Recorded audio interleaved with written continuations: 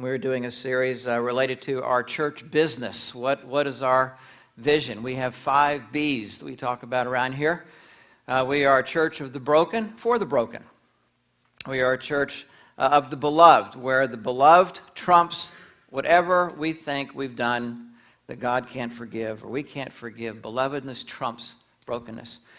Last week we looked at building, that most of life really involves building. I am building something.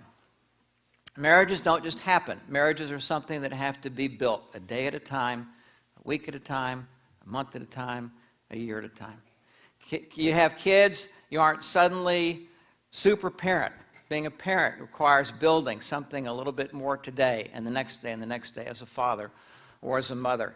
Businesses, most of the time you just don't inherit some big businesses, but you have to show up every day and put in a good day's work, an honest day's work, because you are building something. Most of the time in our finances, it's the same way. Proverbs says, he who saves little by little will accumulate much. That's building. Don't suddenly just come in. Our ship is in. That usually doesn't happen. Building little by little. Today we're going to talk about belonging. Belonging. One of my favorite characters in history is Winston Churchill, and he had some tremendous qualities, but he was a harsh, caustic man as well, which probably he was in the right place at the right time during World War II to see England through the Battle of Britain and conquering the Nazis. But he was known for his caustic tongue. Now, British humor is often understated. So to really appreciate this, you have to sort of hear that the person is trying to come along with grace in their comment, but they're not just quite successful in doing it. Okay, you with me on this? Okay, so Winston Churchill had several rivalries that he had. One was with the playwright George Bernard Shaw. Winston Churchill said of Shaw, "He has all the virtues I dislike, and none of the vices I admire." George Bernard Shaw one time sent this to Winston Churchill. "I am enclosing 2 tickets in this envelope for the first night of my new play. Bring a friend, if you have one." To which Churchill responded with a note, "Cannot possibly attend first night. Will attend second, if there is one."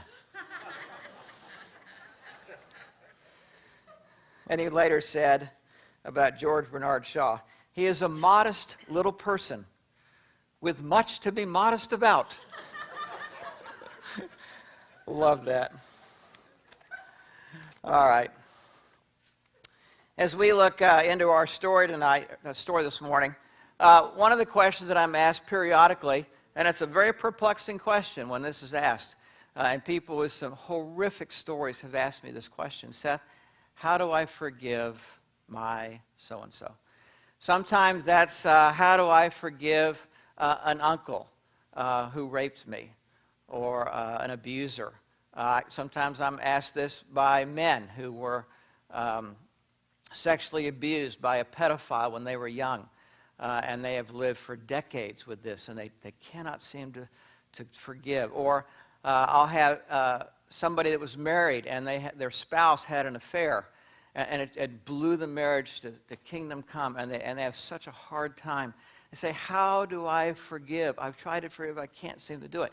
And one of the things that usually makes this more perplexing is that the person usually thinks in only 2 categories. Either I'm going to forgive or I'm not going to forgive. And generally as a Christian, we sort of intuitively know, well, the option of not forgiving is really not an option. I need to forgive. But usually how we think about forgiveness is something like this. What I'm supposed to do is make a decision and to forgive the person, and then we just sort of set the whole ugly thing aside as if it never happened.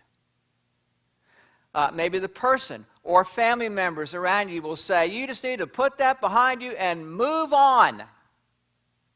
That's what forgiveness is usually equated with. And there's something intuitive inside of most of the people I talk to that say something like that think that can't be that easy. It's more complicated than just taking this awful thing and putting it back here on a shelf as if it never happened. And your instincts are correct. It is more complicated than that. Because what you intuitively want to do is you don't want to just forgive, but the purpose is, that's just the starting point. The purpose is to build a relationship with this person. To be able to have a genuine relationship based on truth and understanding and trust. That all makes sense. Now, those things, though, don't just happen. Those things take time. Those are things that you have to build. And at some level, the other person has to be willing to build as well. If two people are not willing to build, then the relationship is going to be stunted. It will only go so far, and then that's it. Now, in our story today, we have Joseph, who, if he was here, would probably ask me the same question. I had 10 brothers who were mad at me. I was the stupid little brother nobody liked. And one day we were out away from the father. They threw me down a well and left me for dead. How do you forgive your brothers for that?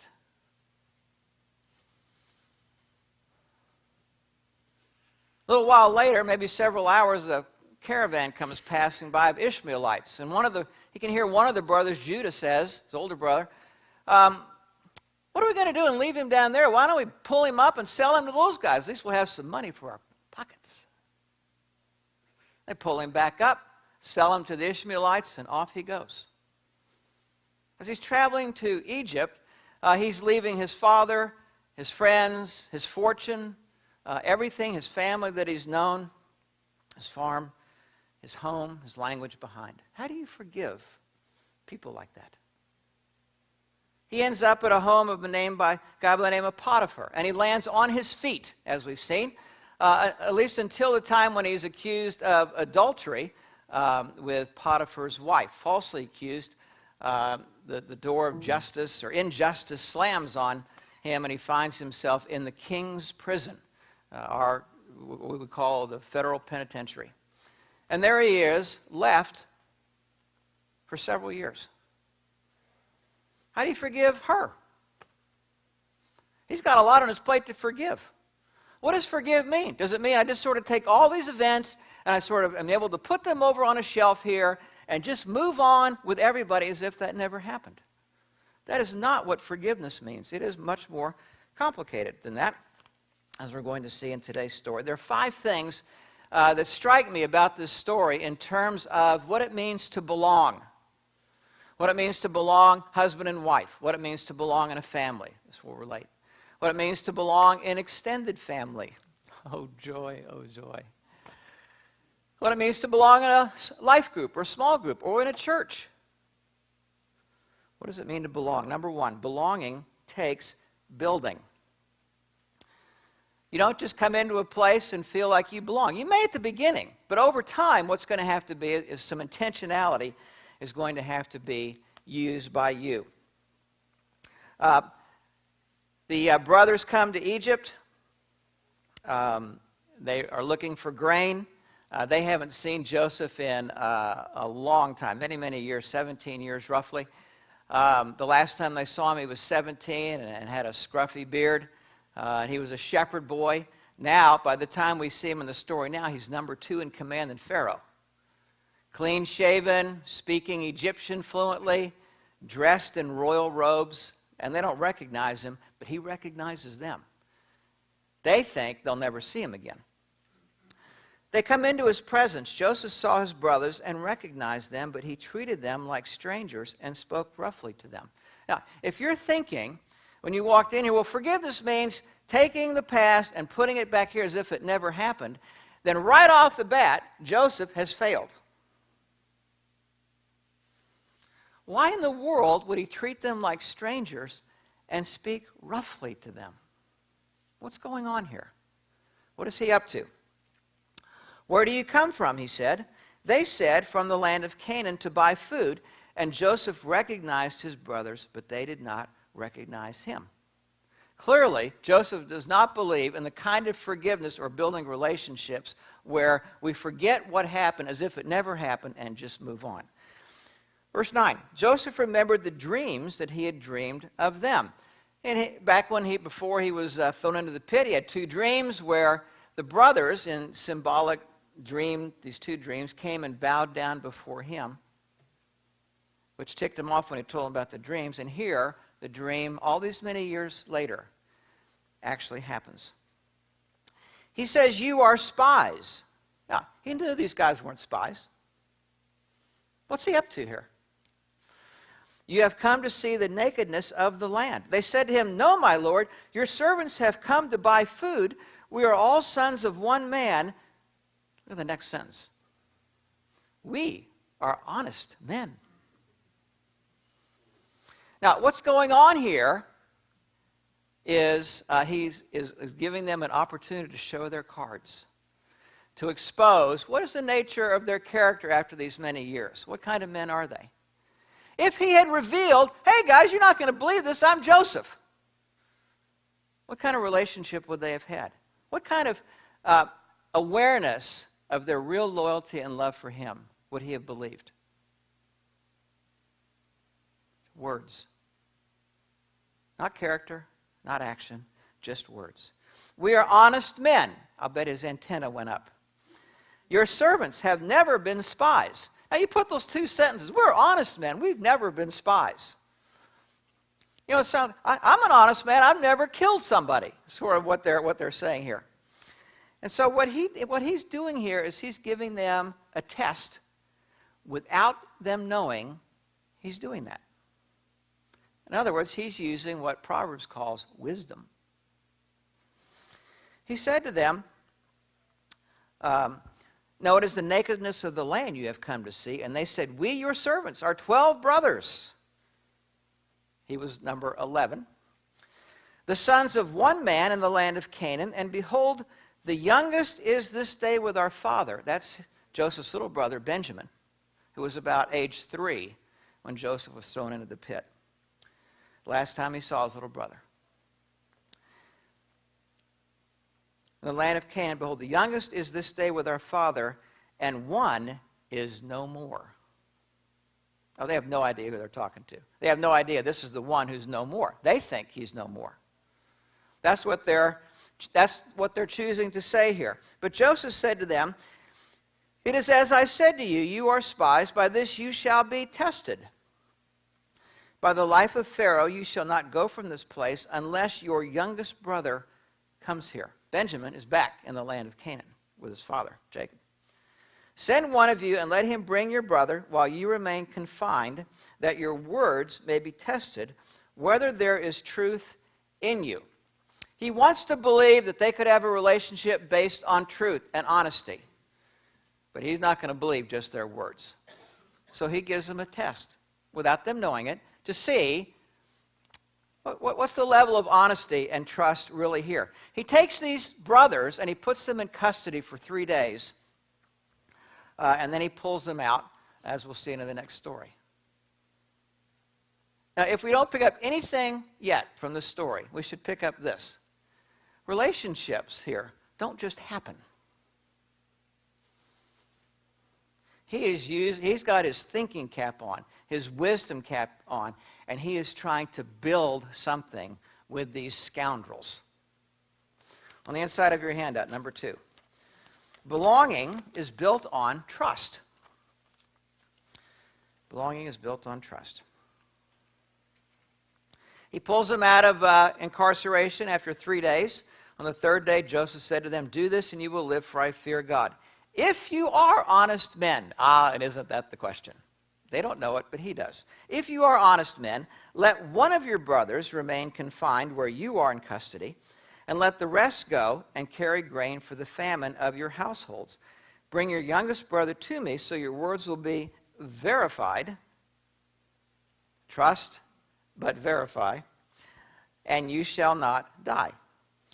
Now, it's interesting. He's setting up a test similar to what he himself went through. Simeon, one of the brothers, is going to be left there in jail. And they're going to be set free. They were, it looked like they were going to be, they were being condemned as spies. You hang spies. It looks like they're going to skate free here, take their grain, go back to the land of Canaan, At least their hides are still in place.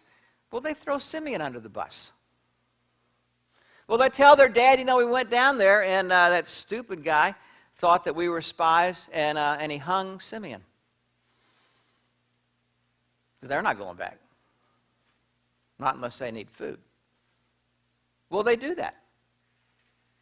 Their father has grieved over the loss of Joseph for 17 years. Will they throw their father back under the bus again with, sorry, Dad, Simeon's gone? Verse 21, they said to one another, not thinking that Joseph might understand their language. In truth, we are guilty concerning our brother, and that we saw the distress of his soul when he begged us, and we did not listen. That is why this distress has come upon us. And Reuben answered, did I not tell you not to sin against the boy? But you did not listen, so now there comes a reckoning for his blood. Now, if you were Joseph, and they didn't think you could understand, but you could understand every word, what are you thinking as you hear these guys talk like this? This is different. These are not the scoundrels, or at least it doesn't sound like the scoundrels that threw me under the bus. I might have some hope that stirs in me, that perhaps there's a chance to have a good relationship with these guys through this. The very next verse, Moses records, then he turned away from them and wept. Now, why did he weep? I think he wept because he had longings that he wanted for a relationship with his brothers, and they had been trashed for so long, but now there's some hope that maybe, just maybe, we can have a good relationship. Maybe we can belong to one another. Possibility. But our belonging is built on trust. Another aspect is care. Do you really care? And this, again, is something that has to be built. It's not enough just to say to somebody, if you're going to have a good relationship with them, I care. That's not enough over a long period of time. But it has to be seen and demonstrated. This is something you build. If you're in your home, you are doing this every day. What can I do, or how can I relate to somebody in my home to communicate that I care about them? If you're at work, you're trying to do the same thing with the people you work with or in your Bible study group. So the guys are getting ready to go back to Canaan, and Joseph gives orders to fill their bags that are on the sides of the donkeys with grain, to replace every man's money in his sack, and to give them provisions for the journey. This was done for them. So these guys are getting ready to leave, and Joseph has his aides out there, and they're loading up the donkeys. All they can see, the brothers can see, is that the grain in these massive bags are being placed on the donkeys. And there's some type of wagon train, we would think of it, of provisions for the long trip back. What they don't see, though, is that the money they brought to buy grain in the first place during the famine had been placed back in every man's sack. It's another test. Remember, they sold Joseph for money. Here's a money test. What will they do this time? Well, they get back home and they open their sacks. What's it going to be when we not only had the grain, but we had the money too? On a bigger scale, on a smaller scale, this is you went to Costco and you paid, and they gave you back more cash than what you earned. What are you thinking? Finders, keepers, losers, weepers. Hey, it's my lucky day. It's a small test. Here's a big test. What are they going to do with this? Verse 27, he saw his money in the mouth of his sack, the grain sack. He said to his brothers, my money has been put back. Here it is in the mouth of my sack. At this, their hearts failed them. Whereas before, they were looking for a way to earn a buck, even if they could sell their brother to do it. Something very different happening now. Their hearts failed them, and they turned trembling to one another, saying, "What is this that God has done to us?" Now, they didn't care a rip before what God thought about this whole thing. Now they're scared out of their minds. If they return the money back to Egypt, what's Joseph going to think? I knew you were spies, and now I'm going to add thief as well. Took every cent you brought here for grain, and took the grain that you bought and all your money. They probably were trembling because they thought they were going to hang. And they're in a dilemma because Simeon is still back in Egypt. They're going to go back and get Simeon. To do that, they have to face Joseph. Now, they tell their father about this. Jacob, also known as Israel. Jacob has already lost one son, he thinks, Joseph, for 17 years. And they tell him about Simeon and about the money, and he goes immediately into, I've lost a second son. He saw no way that he could keep from losing his son. And the grief of that is overwhelming to them. Now, at the beginning with Joseph, they didn't think about Dad. What the heck? He'll get over it. But they've seen this for 17 years now. And then he carries this around, that loss. They're going to do that again? They're going to put the old man under the bus? Reuben said to his father, "Kill my 2 sons if I do not bring him back to you. Put him in my hands, I will bring him back to you." Simeon now steps up. I'm heading back to Egypt. And I'll get Simeon. I'll take this money and take it. And if I don't come back, and I don't bring Simeon with me, then take my 2 sons. Building doesn't just happen through our words. It happens through care. It's demonstrated. Number 4. Trust is something that is built.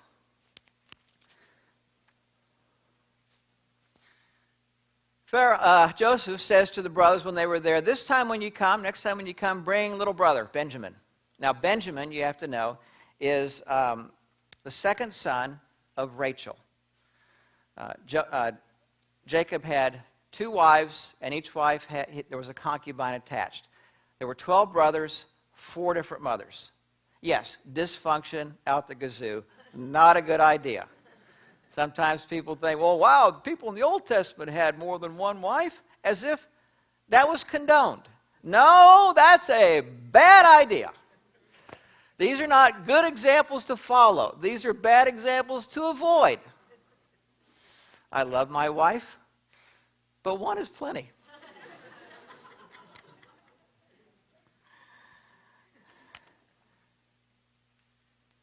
Benjamin and Joseph were the only 2 sons of Rachel. The other wife was Leah. Each of them had a handmaid. Leah had a bunch of sons, but she was the one that Jacob wasn't all that thrilled about. Rachel, he would have said, was the real looker. And it took her a long time to finally bear these 2 sons. And they were sort of the apple in his eye. And he'd already lost Joseph. And when the brothers say, we need to take Benjamin now with us, he says, not on your life. Fool me once, shame on you. Fool me twice, shame on me. Not doing that again. Now, the brothers are in a quandary. We can't go back without Joseph, and if we don't go back, what's going to happen to Simeon? If we go back without Benjamin, we're probably all toast. So, Judah, the very fellow, years before, that had proposed pulling brother Joseph out of the well and selling him to the Ishmaelite caravan. Same fellow. Look what he says now. Judah said to his father, "Send the boy with me. We will arise and go, that we may live and not die, both we and you, and also our little ones." There's about 70 in this extended family at this point. "I will be a pledge of his safety. From my hand you shall require him. If I do not bring him back to you, then let me bear the blame forever." Now, he finally acquiesces. He says, all right, take Benjamin back. but he's on pins and needles.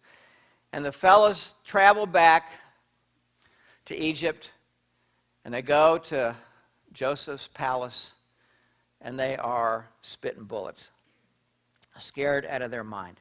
They have to tell him that all the money that they brought the first time was somehow in their sacks, and convince them that they weren't thieves and they were back to get more money. We're not spies. This is a tough sell. We pick up the story. Now, this is not in your handout, but this is in Genesis 43.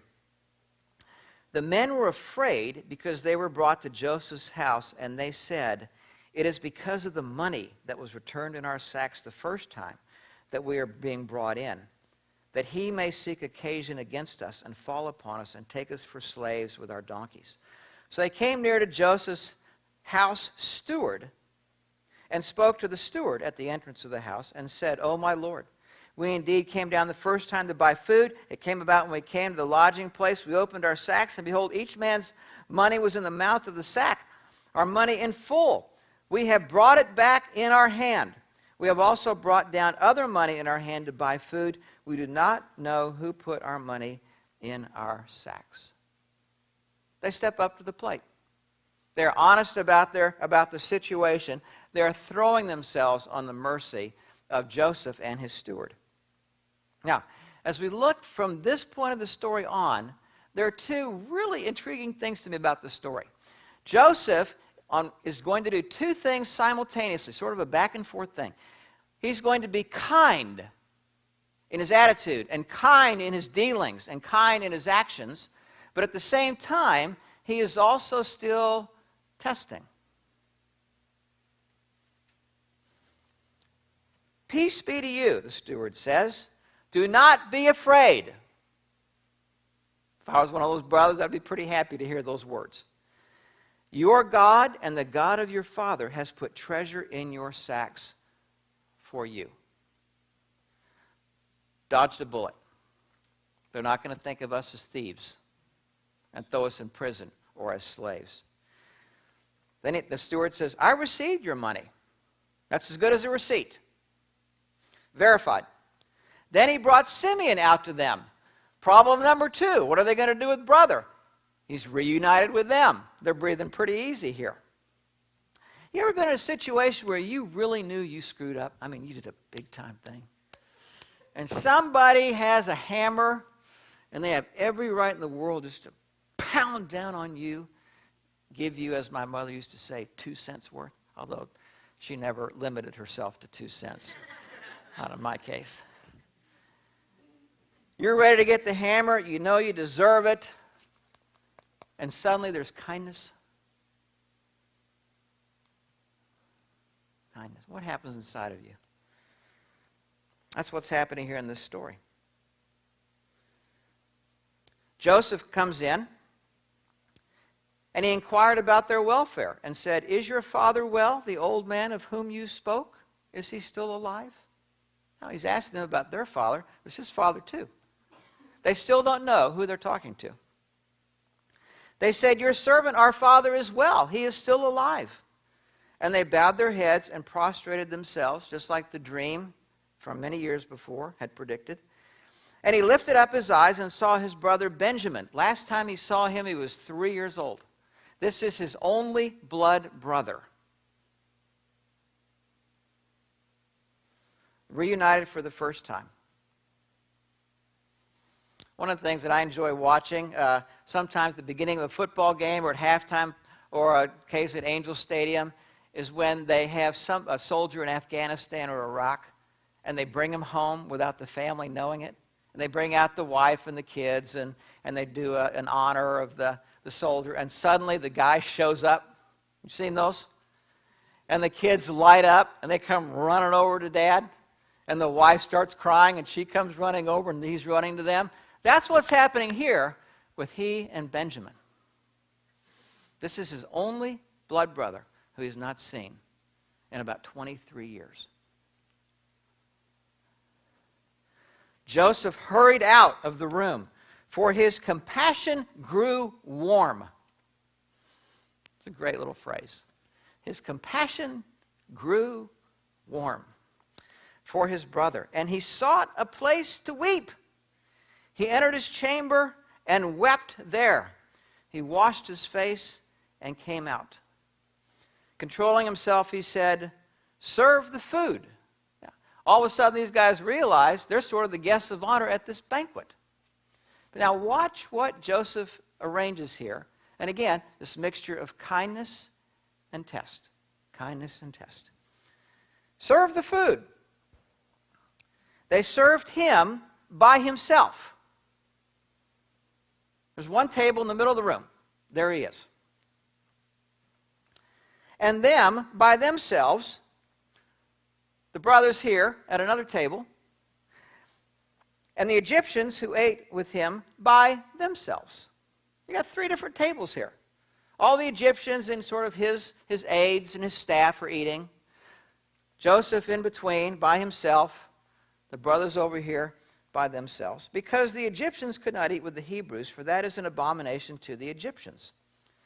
And they sat before him, the brothers, the firstborn according to his birthright, at chair number 1. And the youngest according to his youth. By birth order, he had them seated. And the scripture says, and the men looked at one another in amazement. They couldn't explain this. Was this just a coincidence? This seems strange. Portions of food were taken from Joseph's table, not the Egyptians' table, Joseph's table, and served to the brothers.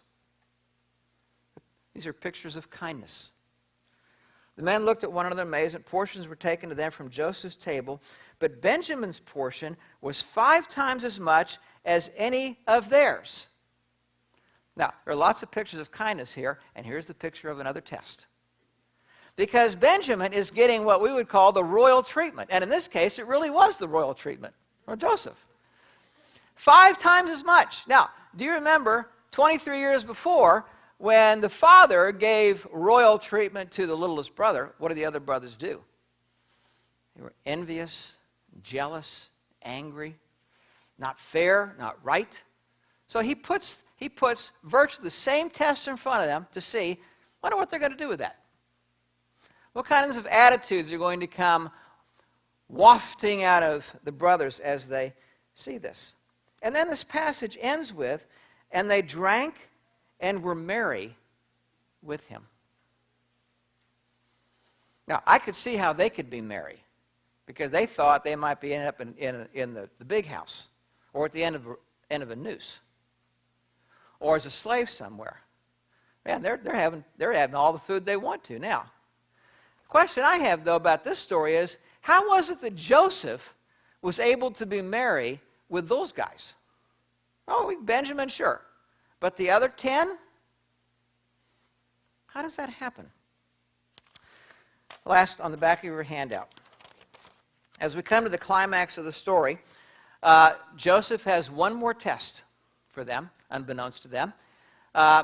He sends them back with their food. He once again hides the money in the sacks, unbeknownst to them, but he takes his personal silver cup with which he drinks wine, and he has one of his aides hide it deep in the grain sack of Benjamin, his father's apple of the eye, and sends them off with grain. Unbeknownst to them, they have the money and the silver sack. As they're on their way back, one of the cavalry guys comes up and says, Joseph has lost his silver cup. It's been stolen. And these guys are sure none of them did it. I mean, I may look stupid. I don't have to be stupid. Steal Joseph's silver cup. And they tell him, search all the bags. They go through each grain of bag until they come to Benjamin's, and lo and behold, Joseph's silver cup is in Benjamin's bag. In the legal world, they call that the smoking gun. Not only were they spies, perhaps, thieves, but they stole from the second in command in Egypt. What are they going to do? They decide to go back. Joseph comes down, and Judah steps forward. Please let your servant remain instead of the boy. as a servant to my Lord. He says, if you think Benjamin's guilty, he's not, but if you think he is, and you're going to pronounce judgment on him, pronounce it on me. Let the boy go. Because his father would never be able to stand losing this guy. Now remember, Judah was the one that sold Joseph down the river before. Judah steps up. Let the boy go back with his father, for how can I go back to my father if the boy is not with me? I fear to see the evil that would find my father. Now he cares about his father. And he does not want to put him through the grief that he put him through once before. This is music, I think, to Joseph's ears. Verse 45, we come to the climax of the story. Joseph could not control himself before all those who stood by him. He cried, make everyone go out from before me. So all the aides and all the staff, they leave. All that are left are the 12 brothers in the room. No one stayed with him when Joseph made himself known to his brothers. And before he can get a word out, the words, I am Joseph. He's overcome with emotion. And he begins to weep. He wept aloud. One of those, excuse me, I'll try to get control of myself. I can't get it. Every time you try to talk, he's back again. And that's Joseph. This is 23 years have elapsed. Finally, he blurts out, I am Joseph. Is my father still alive? Last time he asked this question had been about a year. But his brothers could not answer him, for they were dismayed. Dismayed. I believe that's quite an understatement by Moses there. At his presence. Now they realize what's been going on for several years here. Joseph said to his brothers, remember, it's just the 12 of them in the room, come near to me, please. I think if I'd been them, I would have been backing towards that back door. Come near to me, please. And they came near. And he said, I am your brother, Joseph. Now, he's not just stating a fact. He's certainly doing that. But he's telling them something about what it means to be a brother. What it means to belong. I am your brother, Joseph, whom you sold into Egypt. And now do not be distressed or angry with yourselves because you sold me here. Why? For God sent me before you to preserve life. Now, this goes back to this question. How do you forgive somebody who did just horrible things to you? How did he do this? How could he have this kind of attitude? There are 4 things. If you're going to write something down, I'd suggest you write these down. There are 4 things that go into the making of our attitude. One is our perspective about God. What was his perspective about God? That God is bigger than the brothers. Number 2, his purpose. What is his purpose? His purpose to have a fine and dandy life, to be convenient? Or is his purpose to reflect something of God's character and love to the people who ever happened to be in front of him that day? He's done that for a lot of years. Perspective on God. What is his purpose? What do we value?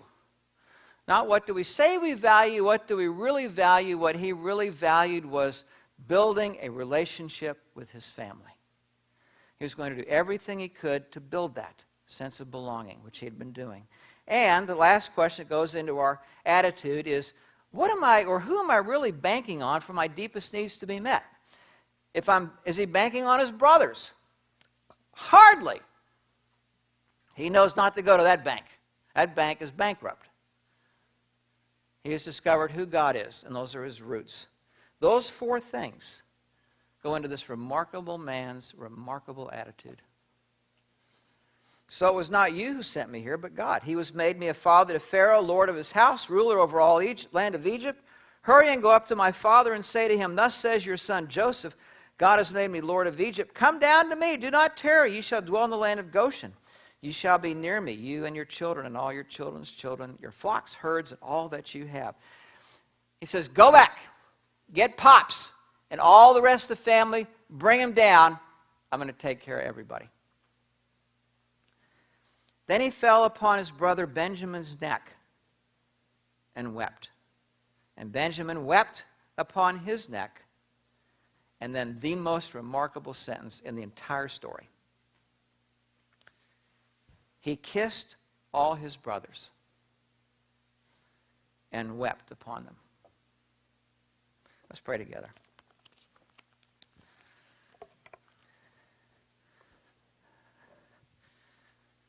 Father, we are simpletons if we think that belonging is just something that should happen. Should be there. People need to realize. We are foolish if we think that way. Building a sense of belonging takes intentionality and care and trust. And it's a day-by-day experience that has really little to do with what others do and a whole lot to do with what I do. Would you give us eyes to see the big pieces of this picture? And in our own lives, help us to be people who are building belonging.